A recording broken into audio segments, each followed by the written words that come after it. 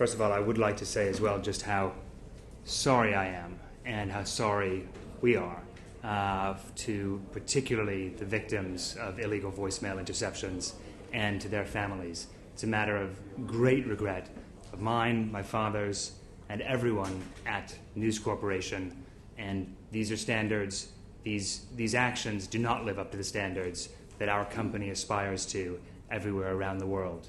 And it is our determination to both put things right, make sure these things don't happen again, and to be the company that I know we have always aspired to be.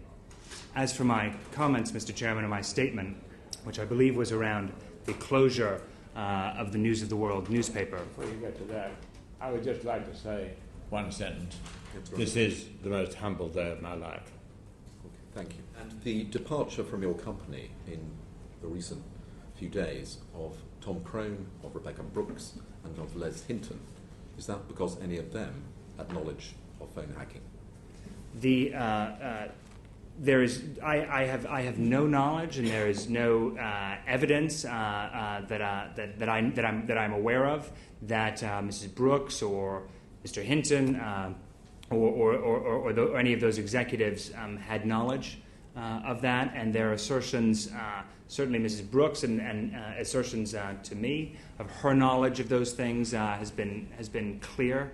Nonetheless, those resignations have been accepted, but it's important, on the basis that there is no evidence today that I have seen or that I have any knowledge of that there was any impropriety. Can I take you back to 2003? Are you aware that in March of that year, Rebecca Brooks gave evidence to this committee admitting paying police? I am now aware of that. I was not aware at the time. I'm also aware that she amended that considerably very quickly afterwards. I think she amended it 7 or 8 years afterwards. But did you or anyone else? Sorry. Did you or anyone else at your organisation investigate this at the time?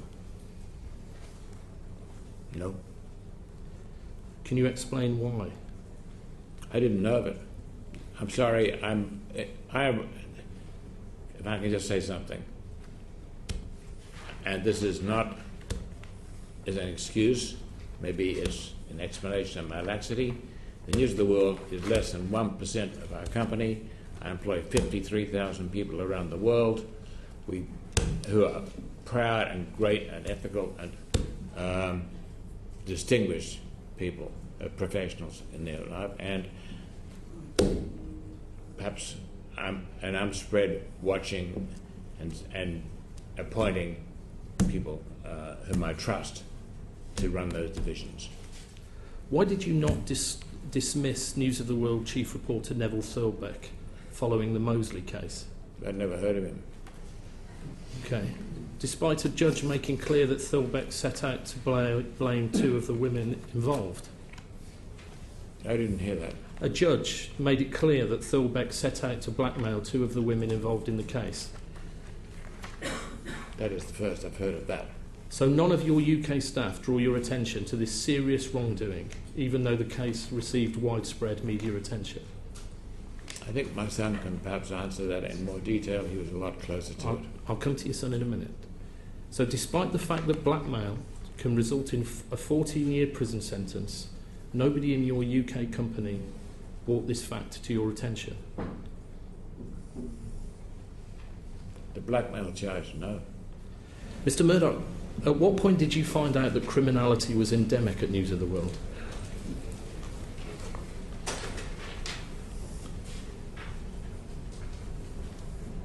Endemic is a very wide-ranging word, and I also had to be extremely careful not to prejudice the course of justice which is taking place now.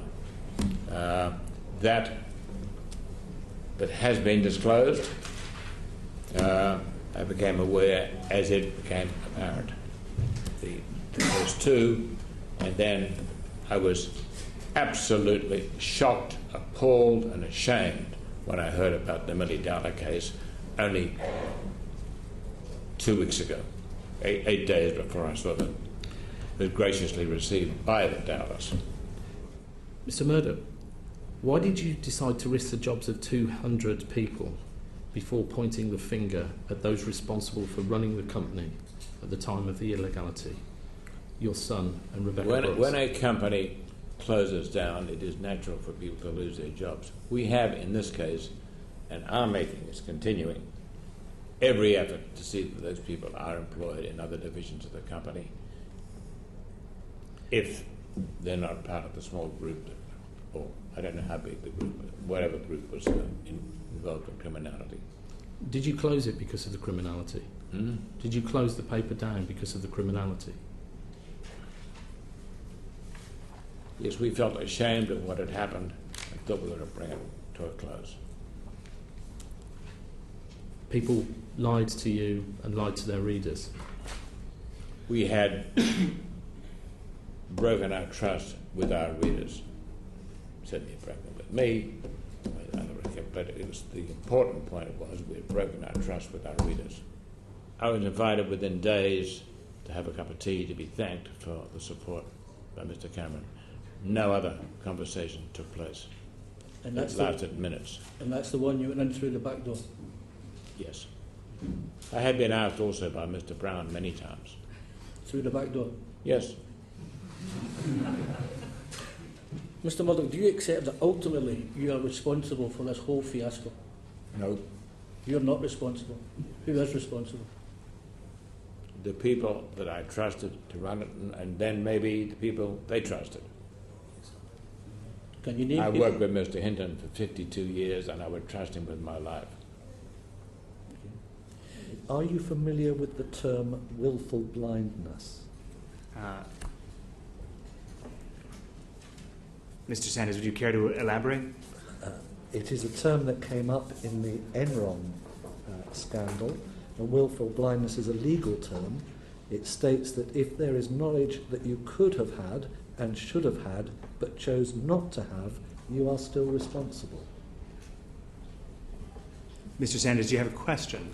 Respectfully, I don't know what you'd like me to whether say. you were aware. I'm not aware of that. I'm not aware of that particular phrase. But now you are familiar with the term Yeah, and because I've explained it to you. Thank you, Mr. Chairman. Thank you, Mr. Sanders. I've heard the phrase before, and we were not ever guilty of that. Thank you. Were any payments made subsequently to Clive Goodman and Glenn Mulcair after their conviction? Did News International make any payments at all to those two people following their convictions? Yeah. I'd like to answer that question. I think it's a good question, and it's a specific question.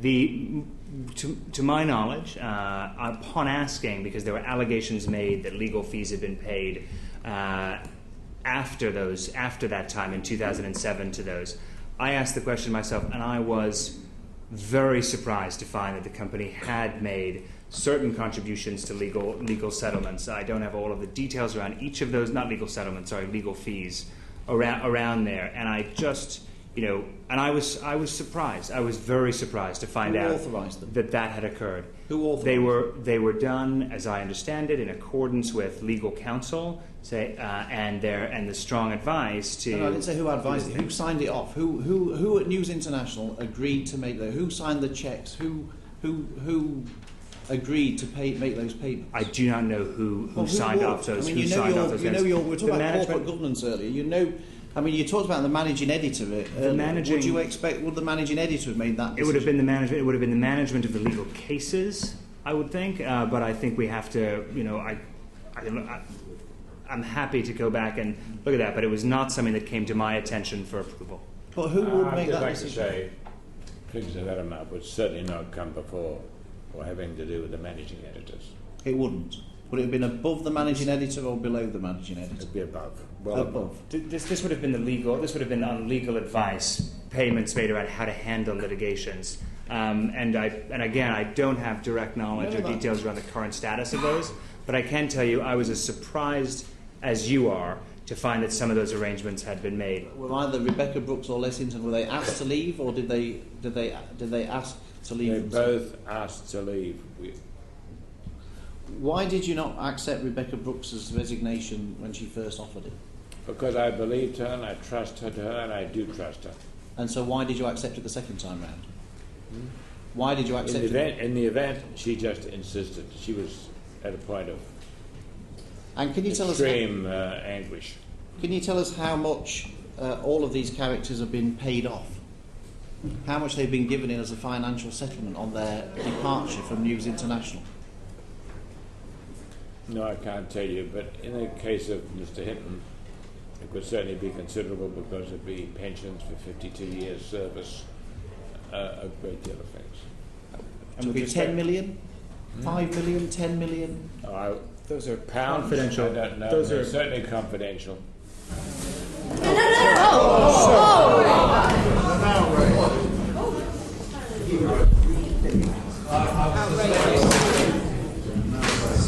The sitting is suspended for 10 minutes.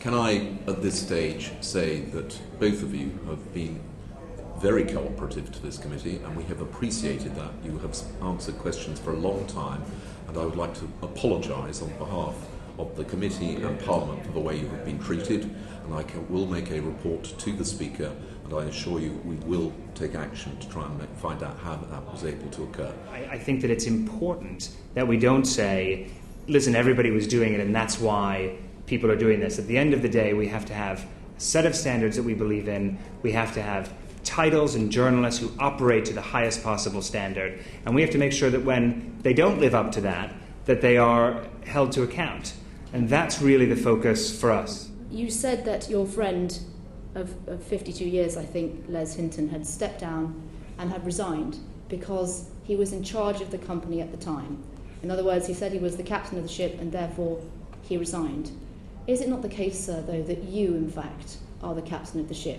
You are the chief executive officer of News Corp, the global corporation. It's a very much bigger ship, but yes. It is a much bigger ship, but you are in charge of it. And as you said in earlier questions, you do not regard yourself as a hands-off chief executive. You work 10 to 12 hours a day. This terrible thing happened on your watch. Mr. Murdoch, have you considered resigning? No. Why not?